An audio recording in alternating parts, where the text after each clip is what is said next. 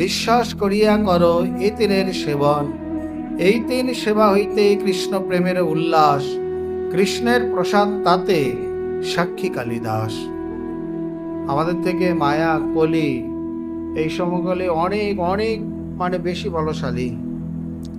ভজন করতে গেলে, বলবানের সঙ্গে যুদ্ধ করতে গেলে সমানে সমানে বল লাগে। তো সেই বল শক্তি কোথায় পাওয়া যাবে? সেই চরণামৃতে অধরামৃতে। এর এত শক্তি যে চিন্তা করা যায় না। এখানে এই শ্লোকটিকে নিয়ে নারদের চরিত্র একসময় গৌরগোবিন্দানন্দজি মথুরায় কৃষ্ণগঙ্গাতে নেম সেবায় পাঠ করছিলেন। তিনি দেখলেন বৈষ্ণব অধরামৃতের এত মহিমা, তা আমি এই প্রকার নিজে আচরণ করি, তা না হলে এখানে ধরো। উনি আশ্রমের উচ্ছিষ্ট পাতা আদি ফেলতে লাগলেন। মহন্তজি বলছেন যে এটি তোমার কাজ নয়, তুমি পাঠক মানুষ, তুমি ব্যাসাসনে বসে করার জন্য আশ্রমের লোক আছে। বলছে না বাপু, আমাদেরকে অবহেলা, আমাকে বঞ্চনা করবেন না, বালক জ্ঞানে উপেক্ষা করবেন না।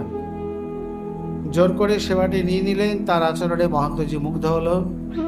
কারণ আপনি না আচরণে ধর্ম শিখানো না যায়, বেদ পুরাণীতে ইহা নিরন্তর গায়। উত্থান একাদশীর দিন কথা উদযাপন করে সমর্পণ করে যখন মহন্তজিকে দণ্ডবাদ করতে এসছেন, উনি নিজের চরণ যুগলকে বাড়িয়ে দিয়ে বলছেন, লে জিতনা চাহে উতনা লে লে, শায়দ তেরে লিয়ে রাখা থা। এমন ভাবে চরণে প্রণাম করলেন, উনি শক্তি সঞ্চার করলেন, একবারে শরীরটা কেঁপে উঠল। গিয়ে বললেন, এখান থেকে কাম্যবনে চলে যাও, 1 বছর মৌন থাকো, কৃপা পূর্ণতা লাভ করবে। হলো তাই। সেই স্থান থেকে তিনি কাম্যবনে গিয়ে 1 বছর মৌন থেকে ভজন করতে লাগলেন। চমৎকারিতা কাকে বলে? রাতে স্বপ্ন দেখছেন রাসপঞ্চাধ্যায় পাঠ করছেন, সকালবেলা উঠে দেখছেন পুরো রাসপঞ্চাধ্যায় কণ্ঠস্থ। আর এক বৈষ্ণব অধরামৃতের মহিমা দেখিয়েছেন শ্রী নাভাজি। ছোট্টবেলায় যখন গুরুদেব কৃপা করে নিয়ে আসেন রাস্তা থেকে, দুর্ভিক্ষের দিনে তার মা তাকে 3 রাস্তার মোড়ে ফেলে দিয়ে চলে গিয়েছিলেন। মা পালন করতে পারেনি, কি দিয়ে পালন করবে? খাওয়া নেই, দাওয়া নেই। সেই রাস্তা দিয়ে রামানন্দ সম্প্রদায় অগ্রদাসজি, কিলহন দাসজি, তারা এমনিতেও 2 ভাই, ওদিকেও গুরু ভাই। অগ্রদাসজি তাকে দেখে উঠিয়ে নিয়ে আসলেন, শক্তি সঞ্চার করে দৃষ্টিশক্তি দিলেন। পৃথিবী ব্রহ্মাণ্ড অভাবে দুর্ভিক্ষ হোক না কেন, সাধুর আশ্রমে কোনোদিন দুর্ভিক্ষ হয় না। সেখানে সবসময়ের জন্য লক্ষ্মী বর্তমান।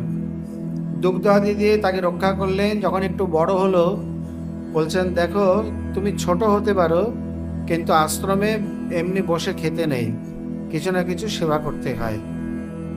তো সকলে বলছে, মহন্তজি ও বাচ্চা ছেলে, ও কি সেবা করবে?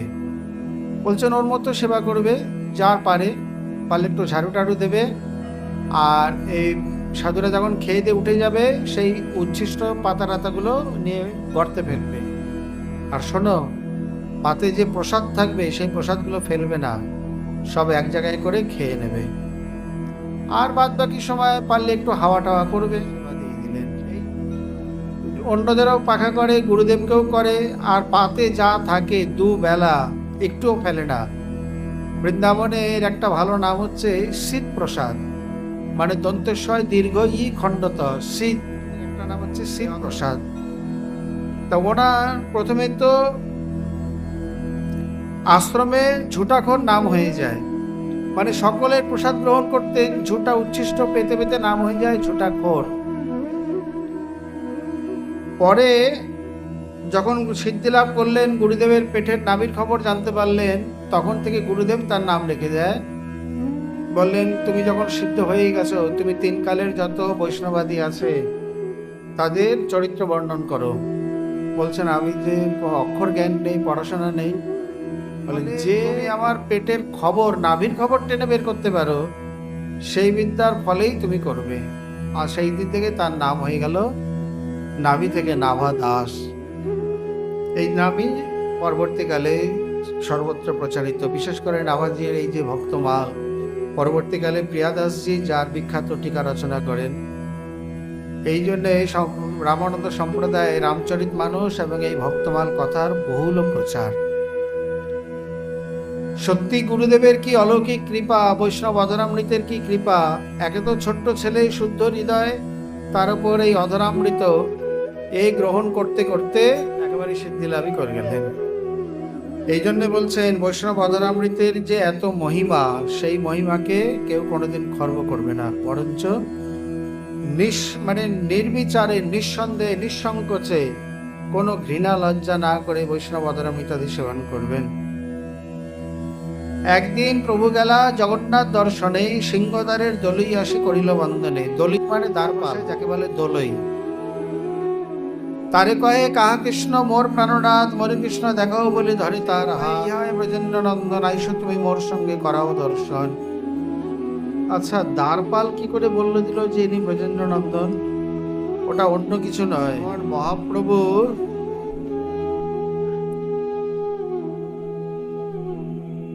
তিনি দ্বারপাল এসে বলছেন, তাকে হাতে ধরে নিয়ে গেলেন, তার যেখানে স্পর্শ শক্তি সঞ্চার করলেন, সেখানে তার মনের ভাব অবগত হতে কি আর বাকি থাকে? অতএব এইভাবে তিনি নিয়ে গিয়ে দর্শন করার। হেনকালে গোপাল বল্লভ ভোগ লাগিল, শঙ্খ ঘণ্টা আদি সহ আরতি বাজিল। ভোগ সরিলে জগন্নাথের সেবকগণ, প্রসাদ লইয়া প্রভু ঠাই কইল আগমন। পড়াইয়া প্রসাদ দিল প্রভুর হাতে, আর আস্বাদ দূরে রহু যার গন্ধে মন মাতে। মহাপ্রভুর হাতে জগন্নাথের প্রসাদ দিয়েছেন, অপ্রাকৃত চিন্ময় প্রসাদ, তার আস্বাদন দূরে থাক, গন্ধেতেই চারিদিক একেবারে মন বুদ্ধি মেতে উঠেছে, আমোদিত হয়ে উঠেছে। প্রভু সেই প্রসাদ গ্রহণের সঙ্গে সঙ্গে একেবারে অশ্রু, কম্প, পুলক, ধার ইত্যাদি। এই দ্রব্যে এত সাধু কোথা হইতে হইল, কৃষ্ণের অধরামৃত ইহা সঞ্চারিল। এই বুদ্ধে মহাপ্রভুর প্রেমাবেশ হইল, জগন্নাথের সেবক দেখি সম্বরণ। নিশ্চয়ই কৃষ্ণের অধরামৃত, তার মধ্যেই শক্তি সঞ্চারিত হয়েছে, নাহলে এত স্বাদ হবে কোত্থেকে? জগন্নাথের পাণ্ডা পরিচয় ইত্যাদি দেখে নিজে প্রভুর ভাবকে কোনো মতো সম্বরণ করে নিলেন। কিন্তু একটা কথা বারবার বলতে লাগলেন, সুকৃতি লভ্য ফেরালাভ, প্রভু কহে বারবার, ঈশ্বর সেবক পুছে কি অর্থ ইহা? প্রভু কয়ে, এই যে দিলে কৃষ্ণের অধরামৃত, ব্রহ্মাদি দুর্লভ এই নিন্দায় অমৃত। কৃষ্ণের যে ভুক্ত শেষ, তার ফেলা নাম, তার এক লভ পায় সেই ভাগ্যবান। সুকৃতি লভ্য মানে সুকৃতির দ্বারা লভ্য যে ফেলা লভ। ফেলা বলতে কৃষ্ণের অধরামৃত, লভ বলতে কণিকা। তাহলে কত কত নাম হলো? প্রসাদ, অধরামৃত, শীত প্রসাদ, কণিকা, ভুক্ত অবশেষ, ফেলালভ, অনেক অনেকের নাম। মহাপ্রভু নিজে তার মহিমা বলছেন, সামান্য ভাগ্য হইতে তার প্রাপ্তি হয় নাহি হয়, কৃষ্ণের যাতে পূর্ণ কৃপা সেই পায়। সুকৃতি শব্দে কহে কৃষ্ণ কৃপা হেতু পুণ্য, সেই যার হয় ফেলা পায় সেই ধন্য। এখানে বৈষ্ণব শাস্ত্রে সুকৃতি বলতে কি বোঝা যাবে? সুকৃতি বলতে কৃষ্ণের কৃপা থেকে যে পুণ্য বা যার যে পুণ্যের দ্বারা কৃষ্ণ কৃপা তাকে লাভ করা যায়, তাকে পুণ্য না বলে মানে পুণ্যের থেকে আরো ঊর্ধ্বস্তরে। পুণ্য তো সাধারণ ধর্মকর্ম করলেও পুণ্য লাভ হয়। একটা গাছ লাগালে, কাউকে একটু জল পান করালে, বা একজনকে আহার করালে, কাউকে একটু উপকার করলে সব পুণ্য হয়ে যায়। এই প্রকার কোটি পুণ্য পুঞ্জ জমতে জমতে সুকৃতির রূপ ধারণ করে, তবে গিয়ে কৃষ্ণ কৃপা লাভ হয়। এইভাবে মহাপ্রভু পলক দেখে নিজে বাসায় এসে মধ্যাহ্ন কৃত্যাদি করলেন, কিন্তু তার মনের মধ্যে সেই ভাব এখনো রয়ে গেছে। কৃষ্ণের অধরামৃত সদা অন্তরে স্মরণ, বাহ্যকৃত্য করে প্রেমে গর গর মন, আর কষ্টে সম্বরণ করে আবেশ সঘন। বারবার সেই প্রেমাবেশ এসে উত্থিত।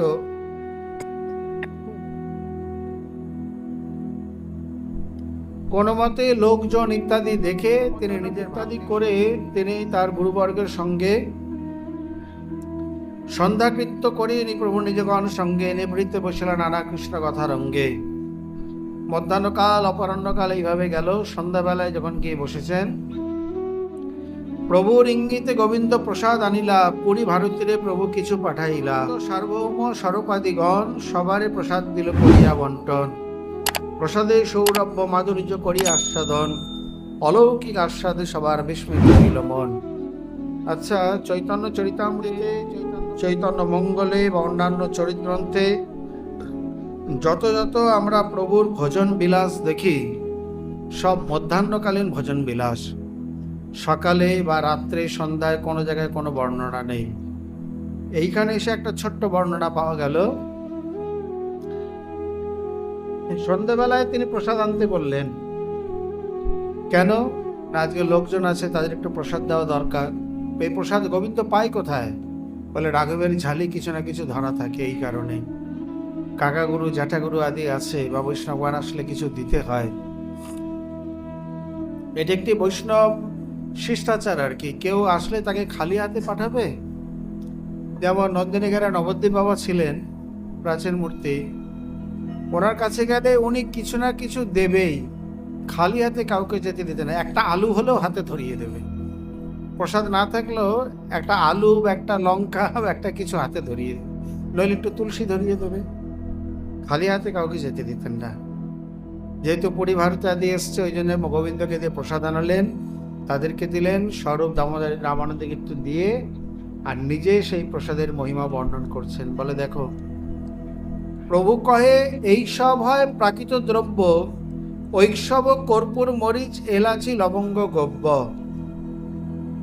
ঐক্সব মানে ইক্ষু থেকে যা জাত, গুড় চিনি খার ইত্যাদি। রসবাস গুড়ত্বক আদি যত সব প্রাকৃত বস্তুর সাধু সবার অনুভব। গুড়ত্বক বলতে মানে দারচিনি, আর রসবাস বলতে কাবাব চিনি। তার মানে গুড়, চিনি, কর্পূর, গোলমরিচ, এলাচি, লবঙ্গ, দুধ মানে দুগ্ধজাত দ্রব্যাদি, বা এই কাবাব চিনি, দারুচিনি, এই সকলের আস্বাদ আমরা সকলেই জানি, এগুলো প্রাকৃত দ্রব্য। কিন্তু শেষে দ্রব্যে এত স্বাদ গন্ধ লোকাতীত, আস্বাদ করিয়া দেখো সবার প্রতীত। আস্বাদ দূরে রহু যার গন্ধে মাতে মন, আপনাবিন অন্য মাধুর্য করায় বিস্মারণ। আস্বাদন দূরে থাক, গন্ধেতে মন মানে মোহিত হয়ে যায়, যা অন্য সমস্ত কিছুকে বিস্মৃত করে দেয়। তাতেই এই দ্রব্যে কৃষ্ণের অধর স্পর্শ হইল, অধরের গুণ সব ইহা সঞ্চারিল। বলতে বলতে তিনি গোপীগীতে শ্লোক বলতে শুরু করে দিলেন। সুরত বর্ধনং শোকনাশনং সরিত বেণুনা সুষ্ঠু চুম্বিতম, ইতর রাগ বিস্মারণং নৃণাং বিতর বীর নস্তে ধরাবৃতম। বলছেন, হে বীর, মানে কৃষ্ণকে বলছেন, তুমি তোমার অধরামৃত আমাদেরকে দান করো। বলে কিভাবে? এখানে তোমার যে অধর সুধা আমাদের মিলন বাসনাকে বর্ধিত করে, বর্ধন করে, তোমাকে না পাওয়ার জন্য যে অধর সুধা দুঃখের অনুভবকেও ভুলিয়ে দেয়, যা যে অধর সুধা মানে বংশীবদনের খালে যে অধর সুধা বাঁশিকে সুন্দর রূপে চুম্বন করে, অন্য বস্তুতে লোকের আসক্তিকে নাশ করে, ইতর রাগ ও বিস্মারণ মানে অন্য যে রাগ আসক্তি আছে তাকে সম্পূর্ণ নষ্ট করে দেয়। তোমার সেই অধর সুধা তুমি আমাদেরকে দান করো। তনুমন করে ক্ষোভ, বাড়ায় সুরত লোভ, হর্ষ শোক আদি ভাব বিনাশ হয়। পাশরায় অন্য রস, জগৎ করে আত্মবশ, লজ্জা ধর্ম ধৈর্য করে ক্ষয়। নাগর শোনো তোমার অধর চরিত, নিজে রাধাভাবে বলছেন, তোমার অধরের গুণ তুমি জানো না, শোনো আমি বলি। মাতায় নারীর মন জিহ্বা করে আকর্ষণ, বিচারিতে সব বিপরীত। আচুক নারীর কাজ, কহিতে বাসায় লাজ, তোমার অধর বড় ধৃষ্ট রায়। পুরুষে করে আকর্ষণ, আপনা পিয়াইতে মন, অন্য সর সব পাশরায়। আরে আমরা স্ত্রী জাতি, আমাদের কথা দূরে থাক। পুরুষ হয়ে পুরুষকে কখনো কেউ আকর্ষণ করে না বা আসক্তি হয় না, কিন্তু তুমি এমন এক অদ্ভুত পুরুষ যে জগতের পুরুষ জাতীয় তোমার প্রতি আসক্ত বা তোমার রস আস্বাদনের জন্য তোমার প্রতি আকৃষ্ট হয়। সচেতন রহু দূরে, অচেতন সচেতন করে, তোমার অধর বড় বাজিকর। তোমার বেনু শুষ্ক ইন্ধন, তার জন্মায় ইন্দ্রিয় মন, তারে আপনা পিয়ায় নিরন্তর। এই জগতে যে অচেতন কে? শুষ্ক বংশখণ্ড। আজ তোমার অধর সুধা পেয়ে সে সচেতন হয়ে গেছে, সে অন্যকে মাতিয়ে তুলছে। শুধু তাই নয়, তোমার বেনুর মধ্যে শুষ্ক বাঁশের খণ্ডের মধ্যে কোনো ইন্দ্রিয়াদি নেই, কিন্তু তারও ইন্দ্রিয় মন আদি জন্মিয়ে দিচ্ছে কে? তোমার এই অধর সুধা, মানে বাসনা জাগাচ্ছে। বেনু ধৃষ্ট পুরুষ হইয়া, পুরুষ অধর পিয়া পিয়া, গোপীগণে জানাই নিজ পান। বলে শোনো গোপীগণ তোমার, অয়ে শোনো গোপীগণ, বলে পিহু তোমার ধন। তোমার যদি থাকে অভিমান, তবে মোরে ক্রোধ করি, লজ্জা ধর্ম ভয় ছাড়ি দেব করসিয়া পান। নহে পিম নিরন্তর, তোমারে মোর কিসের ডর, অন্যে দেখে তৃণের সমান। এইভাবে শ্রীমন মহাপ্রভু নিজে একে সেই বেণুগীত থেকে নিয়ে পান মানে আস্বাদন করছেন। বলছেন, দেখো এই জগতে কৃষ্ণ হচ্ছেন গোপ, নিশ্চয়ই কোনো গোপীকেই বিয়ে করবে, আর সেই সম্পর্কে সেই অধর সুধা তার প্রাপ্য। কিন্তু বেনু আজকে এই প্রকার ধৃষ্ট পুরুষ হয়ে সেই অধর সুধাকে নিজে পান করে চলেছে। শুধু তাই নয়, এহ ব্রজেন্দ্র নন্দন, ব্রজের কোনো কন্যাগণ অবশ্য করিবে পরিণয়। সে সম্বন্ধে গোপীগণ যারে মানে নিজ ধন, সে সুধা অন্যের দ্রব্য নয়। কিন্তু আজকে এইভাবে নিজেকে তিনি বলছেন সে সুধা বাসি পান করে চলেছে। বেনুর তপ জানি যাবে, সেই তপ করি তবে। ও তো অযোগ্য, আমরা যোগ্য নারী, জানা পাইয়া দুঃখে মরি, অযোগ্য পিয়ে সহিতে নারী, তাহা লাগি তপস্যা বিচারি। এতকে প্রলাপ করি প্রেমাবেশে গৌর হরি, সঙ্গে লইয়া স্বরূপ রাম রায়। কবুর আছে কবু গায়, ভাবাবেশে মূর্ছা যায়, এই রূপেই রাত্রি দিনে যায়। স্বরূপ রূপ সনাতন, রঘুনাথের শ্রীচরণ, শিরে ধরি করি যা রাস। চৈতন্য চরিতামৃত, অমৃত হইতে পরামৃত, গায় দীন হীন কৃষ্ণ দাস। এই অধ্যায়কে শ্রীমন মহাপ্রভু একসঙ্গে মানে কবিরাজ গোস্বামী বৈষ্ণব অধরামৃত এবং কৃষ্ণের অধরামৃত দুটোই দেখি। মহাপ্রসাদ এবং মহামহাপ্রসাদ দুটিরই মহিমা তিনি বুঝিয়ে দিলেন। সপ্তদশ পরিচ্ছেদে গিয়ে মহাপ্রভুর যে কুর্মাকৃতি, অর্থাৎ লিখ্যতে শ্রীল গৌরেন্দর অত্যদ্ভুত মৌলমৌখিকীম জয়িদিষ্টং তন্মুখাৎ শ্রুত্বা দিব্যনবাদ বিচেষ্টিতম, এগুলো কিন্তু সবই এই যে অধরামৃতের যে প্রলাপ, এও দিব্যনবাদের মধ্যেই গণ্য হবে, এমনি নয়, অন্য কিছু নয়।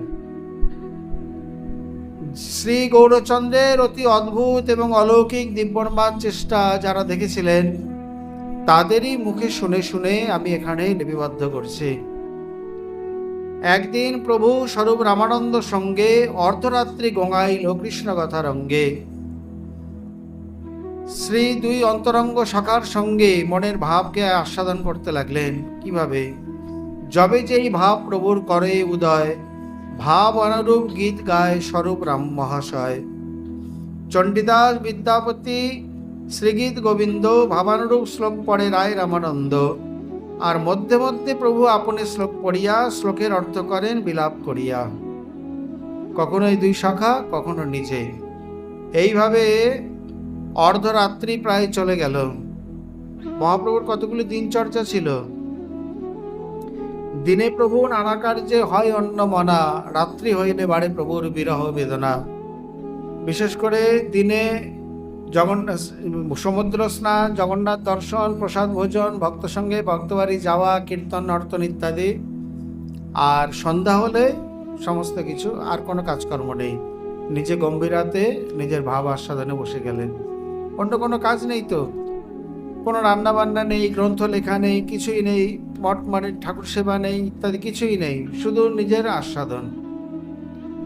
একটু সন্ধ্যা হওয়ার পরে পরেই স্বরূপ রায়, রায় রামানন্দ তারা এসে উপস্থিত হতেন। চলতো একটানা, কোনো আহারের ব্যবস্থা নেই, প্রয়োজনও নেই, অখণ্ড সময়। এইভাবে সেদিন রসসাধন করতে করতে প্রায় অর্ধরাত্রি হয়ে গেছে, মানে প্রথম রাত্রি থেকে অর্ধরাত্রি। পরে বললেন, প্রভু অনেক রাত্রি হয়েছে, একটু বিশ্রামে যান।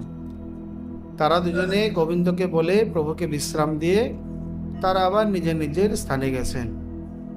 স্বরূপ দামোদর পাশেই থাকেন, কারণ গম্ভীরার পাশেই হচ্ছে সিদ্ধবকুল, আর তার একটু পাশে হচ্ছে স্বরূপ দামোদরের ভজন কুটির, তার পাশে দাস গোস্বামীর ভজন কুটির। আর গোবিন্দ শঙ্কর তো মহাপ্রভুর সঙ্গে গম্ভীরাতেই থাকতেন। রামরায় থাকতেন একটু দূরে। জগন্নাথ মন্দির, তার থেকে জগন্নাথ বল্লভ উদ্যান, সেইখানে রামরায় থাকতেন, উনি একটু দূরে থাকতেন। এই রূপে রামরায় আদি চলে গেছেন। ওদিকে মহাপ্রভু শয়ন তো করেছেন, কিন্তু মহাপ্রভুকে শয়ন দিয়ে গোবিন্দ আবার গম্ভীরার দ্বারে বসে থাকতে মানে শুয়ে পড়লেন, যাতে গেলে একটা কোনো ইঙ্গিত মানে কিছু টের পাওয়া যায়। আচম্বিতে শুনে প্রভু কৃষ্ণ বেণু গান, ভাবাবেশে প্রভু তাহা করিলা পয়ান। তিন দ্বারে কবার তো ইচ্ছা আছে তো লাগিয়া, ভাবাবেশে প্রভু গেলা বাহির হইয়া।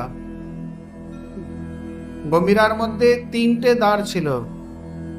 তিনটে দ্বার গম্ভীরাতেই নয়, গম্ভীরাতে একটা দ্বার, তারপর মন্দিরের একটা দ্বার, তারপর প্রধান দরজার একটা দ্বার। এই হচ্ছে গম্ভীরার তিন দ্বার। তিন দ্বারে কবার প্রভু যায়েন বাহিরে, কবু সিংহর দ্বারে পড়ে কবু সিন্ধু নীরে। অদ্ভুত আশ্চর্য, বুঝবে কি করে লোকে? মহাপ্রভু কি তাহলে মানে পাঁচিল ডিঙিয়ে চলে গেল নাকি? বলে আশ্চর্য কিছু নাই, যে লম্বা পুরুষ এক লম্ফ দেবে এমন একেবারে সঙ্গে সঙ্গে কোথায় তিনি চলে যাবেন। প্রভু অলৌকিকভাবে গম্ভীরা থেকে অন্তরিত হয়ে গেলেন। গোবিন্দ গোবিন্দের মতো রয়েছে, শঙ্কর শঙ্করের মতো, কেউ বুঝতে পারেন না। সিংহদ্বার দক্ষিণে রহে তেলেঙ্গা গাবিগণ, তাহা যাই পড়িলা প্রভু হইয়া অচেতন। এথা গোবিন্দ মহাপ্রভুর শব্দ না পাইয়া, স্বরূপেরে বলাইল কপাট খুলিয়া। স্বরূপ গোসাই গোবিন্দ যখন স্বরূপ গোসাইকে ডাকলেন, কারণ যেখানে যা কিছুই হোক সমস্ত কিছুর সমাধান কর্তা হচ্ছে স্বরূপ দামোদর, আর কেউ নয়। কোথায় গেলেন, কিভাবে খুঁজতে হবে, কোন জায়গায় যেতে হবে, কিভাবে তার আদর আপ্যায়ন সেবা, তার এই প্রকার মানে অন্যান্য নাটক আদি শ্রবণ, সমস্ত পূর্ণ দায়িত্ব স্বরূপ দামোদর গম্ভীরাতে না থাকলেও মহাপ্রভুর পূর্ণ দায়িত্ব রয়েছে স্বরূপ দামোদরের উপর।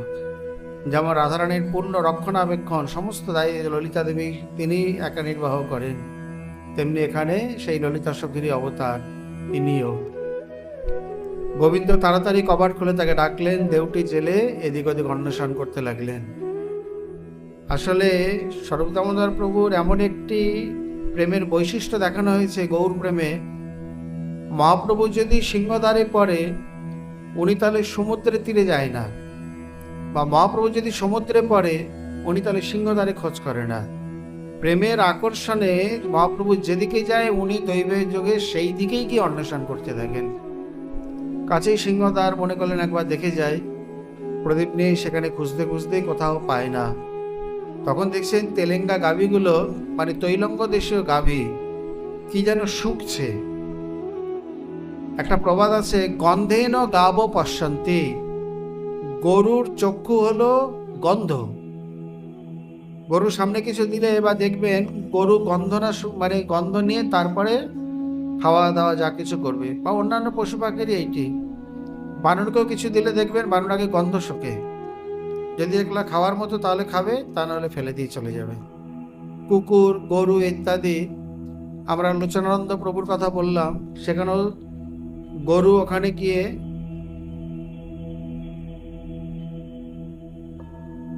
তিনিও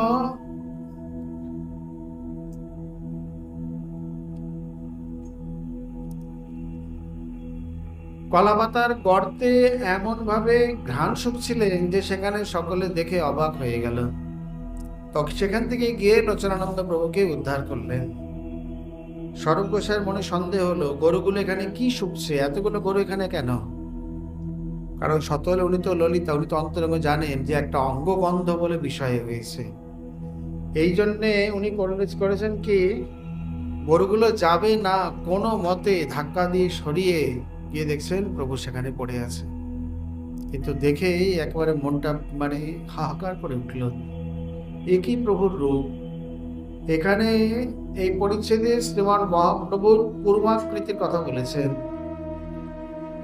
গাভীগণ পেটের ভিতরে হস্তপদ কুর্মের আকার, মুখে ফেন পুলকাঙ্গ, নেত্রে শ্রদ্ধার, অচেতন পড়িয়াছে যেন পুষ্পাণ্ড ফল, বাহিরে জড়িমা অন্তরে আনন্দ বিহ্বল। দূর কইল গাভী সব চৌদিকে শোকে প্রভুর শ্রী অঙ্গ, দূর কইলে নাহি ছাড়ে মহাপ্রভুর সঙ্গ। শ্রীমতী রাধারানীর প্রেমের যত বিকার ইত্যাদি আছে তার মধ্যে এটি অন্যতম, যেখানে বলছেন এই যে মাদনাক্ষ মহাভাব, অধীরূঢ় মহাভাবেরও আরো বৈচিত্র্য, যেখানে যে প্রেম যে ভাব অন্য কারোর মধ্যে ব্রহ্মাণ্ডে নেই, দেখা যায় না। আচ্ছা, এখানে অনেকের প্রশ্ন যে রাধারানীর মধ্যে তো আমরা এটি কোনোদিন দেখিনি।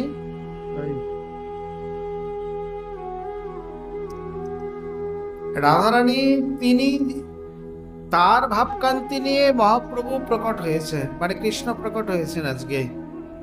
তাহলে রাধারানীর মধ্যে কোথাও কোনো বর্ণানীত প্রকার দেখা যায় না। আজ কৃষ্ণ তাহলে এত উত্তাল তরঙ্গ, এত চঞ্চল উঠলেন কেন? তাহলে কি রাধারানীর থেকে কৃষ্ণের ভাব বেশি, আস্বাদন বেশি? বলে না, না, কদাপি নয়। রাধারানী অত্যন্ত উদার, গম্ভীর, গহন, গভীর। যেমন একটা ছোট্ট জলাশয়ে একটা ঢিল মারলে সেখানে কত তরঙ্গ ওঠে, আর সাগরে বড় বড় পর্বত ডুবে গেল,